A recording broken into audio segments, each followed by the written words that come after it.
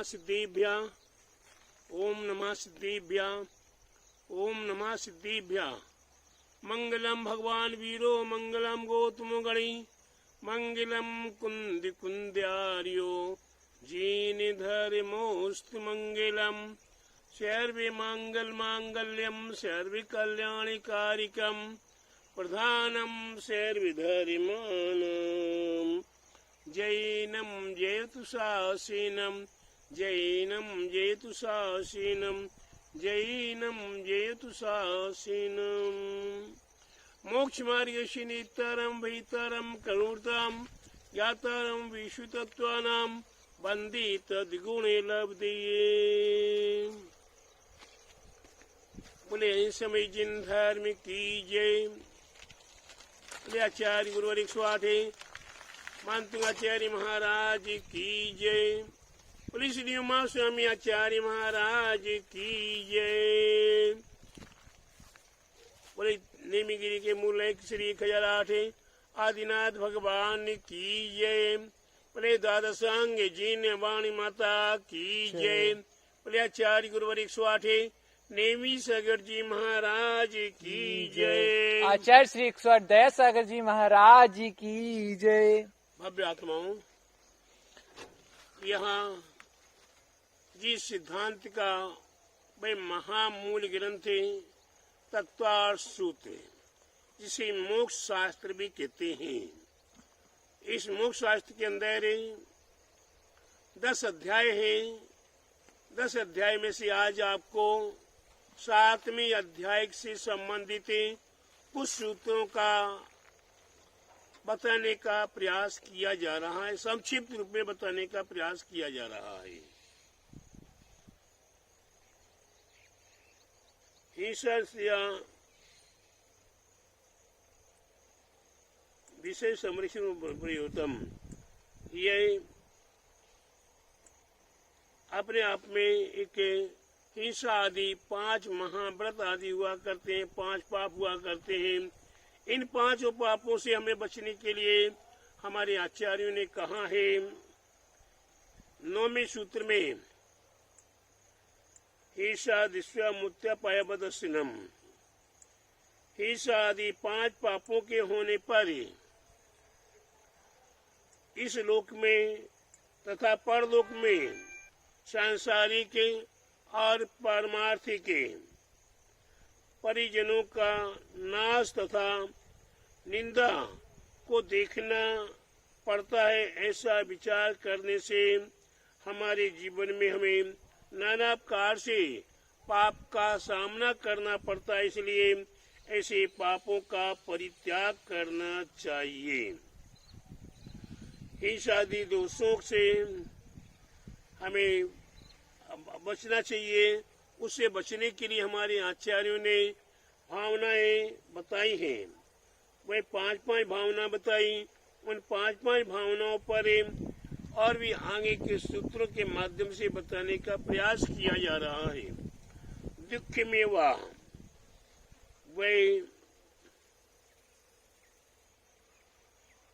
हमेशा हमारे लिए हिंसादि दुख रूप ही है और दुखों को देने वाले हैं। ऐसा विचार करें। हिंसा आदि से बचने का कारण हमें प्राप्त करने की आवश्यकता है।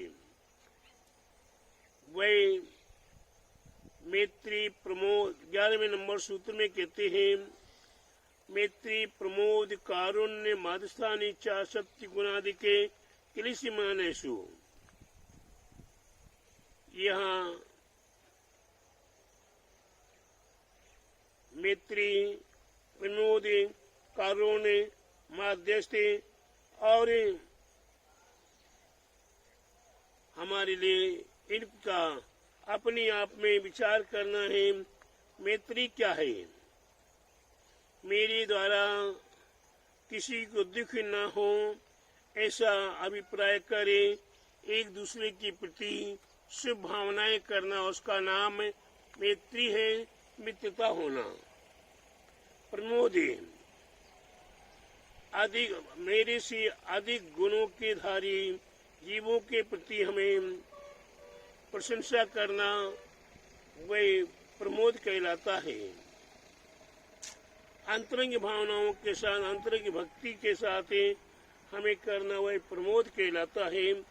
करुण भाव, दुखी जीवों के देखकर उनके उपकार करने की भावना करना वह करुणा भाव कहलाता है। मध्यस्थ भाव, जो जीव तत्वार्थ श्रद्धा से रहित हैं तथा हित के उपदेश लेने से में वे रुचि नहीं रखते एवं उससे उल्टा चलने का प्रयास करते हैं, उसमें राग द्वेष का अभाव होना सुवय मध्यस्थ भाव है।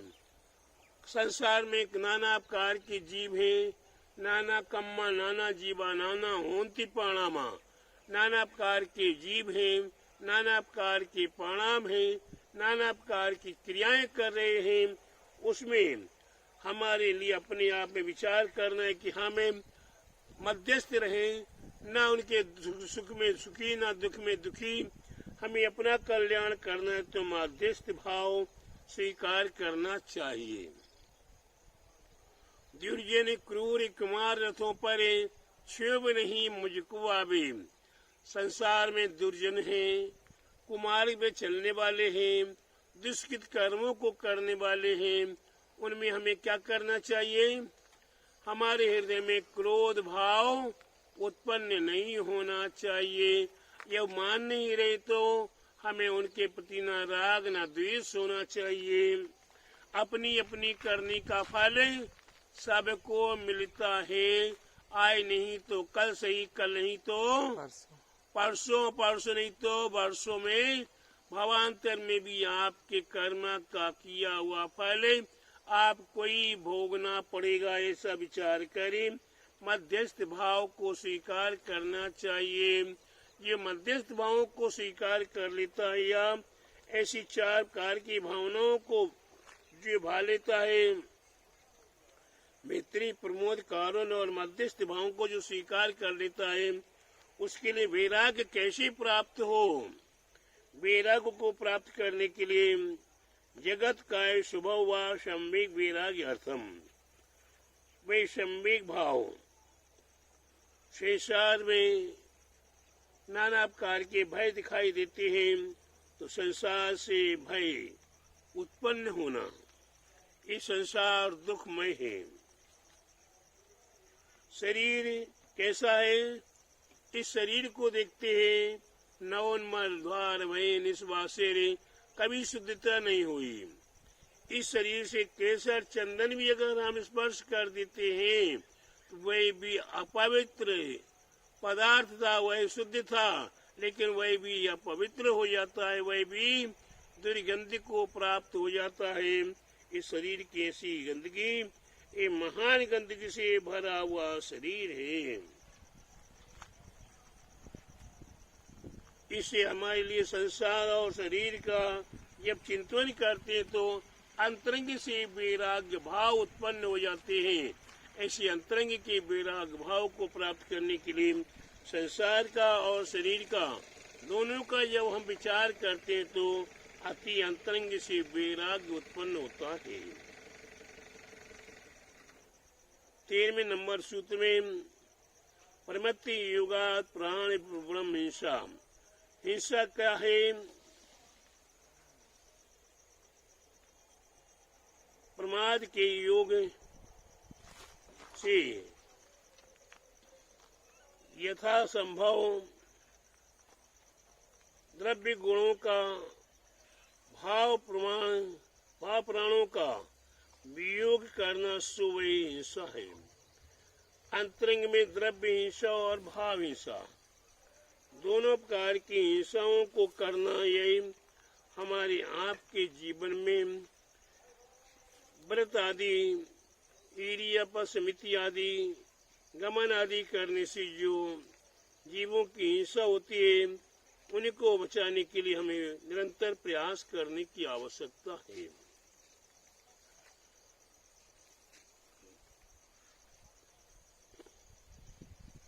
का लक्षण बताने का प्रयास किया। 14वें नंबर में सत्य का असत्य का लक्षण बताने का प्रयास करते हैं। असद्दानमतम प्रमाद के योग से जीवों को दिक् प्रदान व मिथ्या रूप वचन बोलना यह असत्य भाषण कहलाता है। ऐसे असत्य भाषण से हमें लिए बचने का प्रयास करना है। आगम विरुद्ध नहीं बोलना, किसी की अहित के लिए नहीं बोलना, किसी के दिल को दुखाने वाले वचन नहीं बोलना, वे असत्य भाषण हमें नहीं करना चाहिए। हमें हित मित प्रिय सरस सुगम मिष्ट वचन बोलने का प्रयास करना चाहिए। कहते हैं मीठा मीठा बोल तारो कहीं बिगड़े। अरे भाई तुम्हारे क्या बिगड़ रहा है? मीठा बोलोगे दुश्मन को भी अपना बना लोगे। अगर आपके सामने नाग भयंकर से भयंकर खूंखार से खूंखार नाग भी आ जाए, अगर उसके सामने भी आप प्यार से नाग देवता 2 बार 4 बार पुकारोगे तो वह नाग देवता भी अपने आप को समझ कर अपने आप को वह ठंडा कर देगा। आपको आया था डसने के लिए, लेकिन वह डसना भी भूल जाता है। ऐसे एक नहीं अनेकों उदाहरण आगम में प्राप्त होते हैं। तो प्यारे बंधु मीठा मीठा बोल आगे कि आपके लिए अदत्ता दानम मिस्थ्यम वे चोरी का लक्षण है। प्रमाद के योग से बिना दी हुई किसी भी वस्तु को ग्रहण करना वे क्या कहलाती है? चोरी। किसी की गिरी हुई, पड़ी हुई, भूली हुई वस्तु को ग्रहण करना या बिगड़ दी हुई वस्तु को ग्रहण करना वह क्या कहलाती है? चोरी कहलाती है। 16 नंबर के सूत्र में कहते हैं मैथुन ब्रह्मा, मैथुन को अब्रह्म अर्थात कुशील सेवन कहते हैं। अपने जीवन में अखंड ब्रह्मचारी व्रत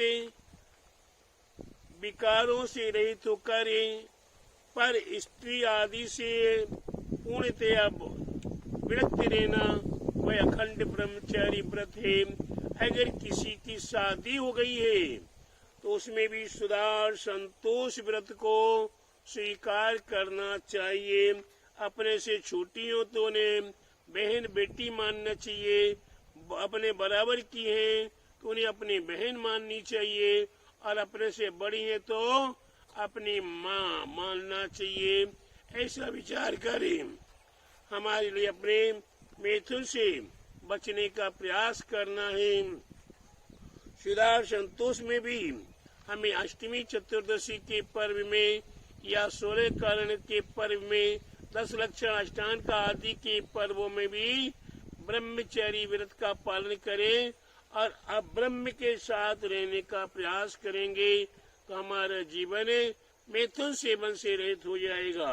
अन्यथा मैथुन सेवन करना यह कुशील सेवन कहलाता है। और इसके संबंध में हमारे आचार्यों ने हमें बहुत बड़ी बात बताई है कि एक तिल का दाना ले लो और एक ही गरम गरम सुई को ही नोक को कर लीजिए और उस सुई के नोक को तिल के दाने में चुबाइए। क्या होगा? तिल के अंदर जितना भी तेल है वह गरम सुई उस तेल को मार देगी, खत्म कर देगी। ठीक उसी प्रकार से एक गरम गरम लोहे का गोला ले लीजिए और एक पानी के अंदर डालिए, वह चारों ओर से पानी को चूस लेगा, ग्रहण कर लेगा, जला देगा।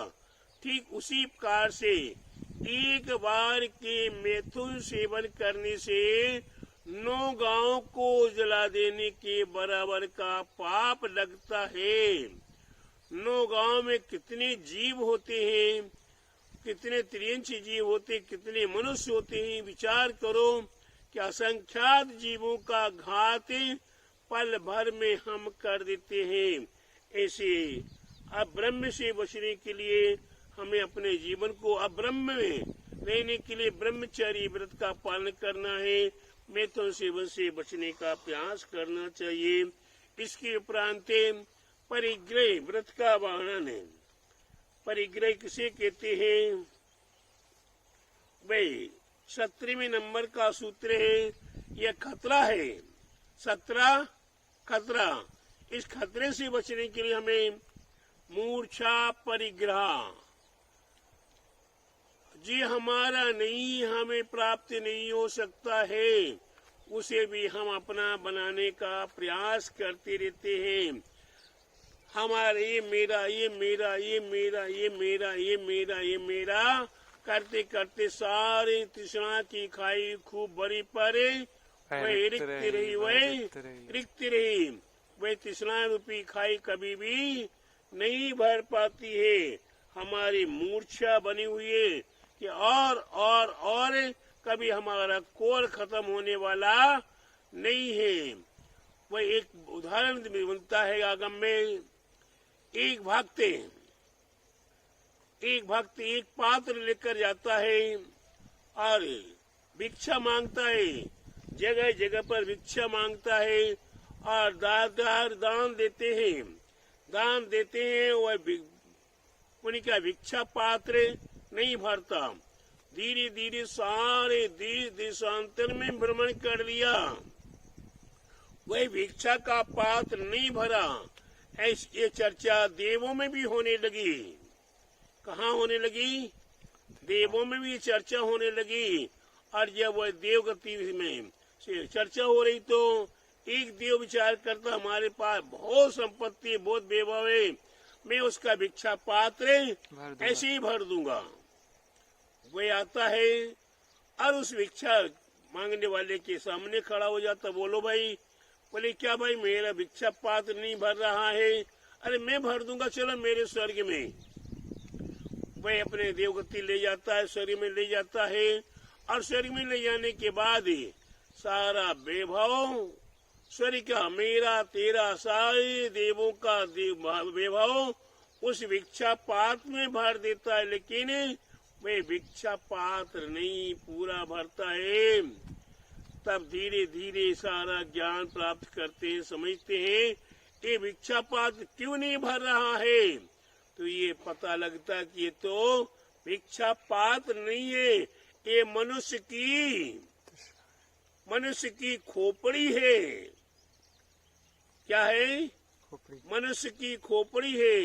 ये मनुष्य की खोपड़ी कभी नहीं भर पा रहे, जीवंत नहीं भर पाई। तो ये मरने के बाद भी इसकी खोपड़ी में वो प्रभाव छिपा हुआ है कि और तो तीनों लोकों का भी वैभव प्राप्त कर ले, उसके उपरांत भी मूर्छा शांत नहीं होती है। ऐसी मूर्छा का त्याग कर देना ही वास्तव में हमारी आपके जीवन का सार है। और ये पांच व्रत है, 5 पाप है, इन पापों से छुटकारा प्राप्त करना है और 5 व्रतों को स्वीकार करना है। इस प्रकार से स्वीकार कर अपने जीवन को हम सार्थक करें। आगे फिर पुनः मिलेंगे। आप इसे अपने आप में देखें, आप शेयर करें, एक दूसरे को बताएं कि तत्वाशुद्ध का रहस्य हमारे जीवन को सार्थक करने वाला है, हमारे जीवन को पावन पवित्र कर देने वाला है, हमारे जीवन के पापाचार से छुड़ा कर हमें पुण्य का मार्ग बताने वाला है। आइए एक बार जोर से बोलेंगे।